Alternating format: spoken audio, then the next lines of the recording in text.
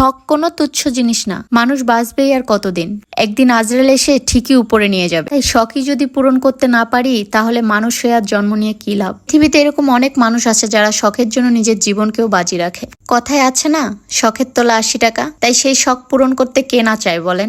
এই পথ যদি না শেষ হয় তবে কেমন হতো তুমি বলো তো। হ্যালো এভরিওয়ান, আসসালামু আলাইকুম, welcome to my another video. আজকে আমরা দুজন যাচ্ছি কিছু শপিং করতে। নিজেদের জন্য কোনো শপিং না, আসলে আমাদের রুম ডেকোরেশনের জন্য কিছু কেনাকাটার দরকার ছিল, যার জন্য দুজনে বেরিয়ে পড়েছি। চলেন দেখা যাক কি কি কেনা যায়। আর এই যে আমরা দুইজন টোনাটুনি রিক্সার মধ্যে যাচ্ছি, আর আমাদের রিক্সায় দুজনে ঘুরতে খুবই ভালো লাগে, তাই আমরা অলওয়েজ রিক্সায় যাতায়াত করি। আর আজকের ওয়েদার সম্পর্কে কি বলবো, অস্থির একটা ওয়েদার। এই ওয়েদারের সাথে নিজের মনটাকে যদি অ্যাডজাস্ট করতে চাই, মনের ভিতরে অন্যরকম একটা ফিলিংস কাজ করে। এই ফিলিংস থেকে আপনাদের সাথে কিছু কথা শেয়ার করব। এই দুনিয়ার মানুষগুলো বড়ই অদ্ভুত, যে চলে যায় তাকেই বেশি মূল্যায়ন দেয়, আর যে শত আঘাতের পরও থেকে যায় তাকে মূল্যই দেওয়া হয় না। কাউকে অতিরিক্ত মূল্য দিতে গিয়ে নিজেকে বেশি সস্তা করে ফেলবেন না। নিজের সম্মানটা ধরে রাখার জন্য হলেও কখনো কখনো কঠোর হওয়া উচিত, কারণ অতিরিক্ত মূল্য দেওয়ার মর্যাদা তারা কখনোই বুঝবে না।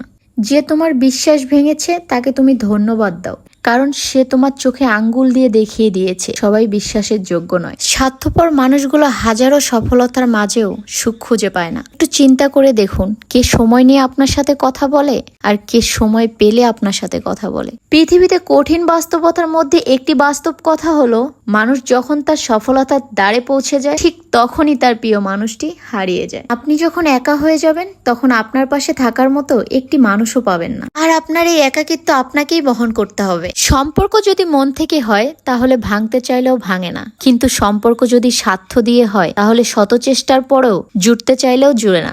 নিজেকে এমন ভাবে তৈরি করো যে তোমাকে ছেড়ে গেছে সে তোমার জীবনে আসার জন্য আফসোস করে। কথা বলতে বলতে অনেক ইমোশনাল হয়ে গিয়েছি আমি। এইদিকে তো আমার কেনাকাটা চলছেই।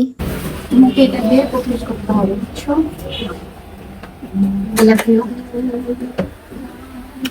রুম ডেকোরেশনের জন্য আমি চলে আসলাম কিছু ফুল কিনতে।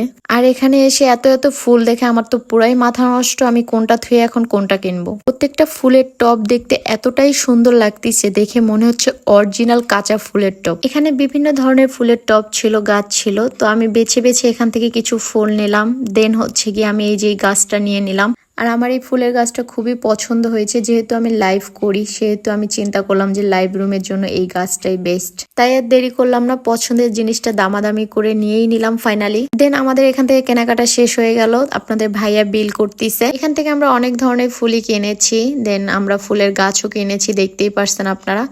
দেন ওখান থেকে বেরিয়ে আমরা চলে এসেছি একটা কার্পেটের দোকানে, যেখানে কিনা বিভিন্ন ধরনের কার্পেট আছে, আপনারা দেখতেই পাচ্ছেন। আমি যে জায়গায় লাইভ করি ওই জায়গার জন্য একটা কার্পেট নিতে হবে, সো কোন কালার কার্পেট নিব এটা আমি বুঝতে পারছিলাম না, আপনার ভাইয়া সাজেস্ট করলো। দেন আমি একটা গ্রিন কালারের কার্পেট নিলাম।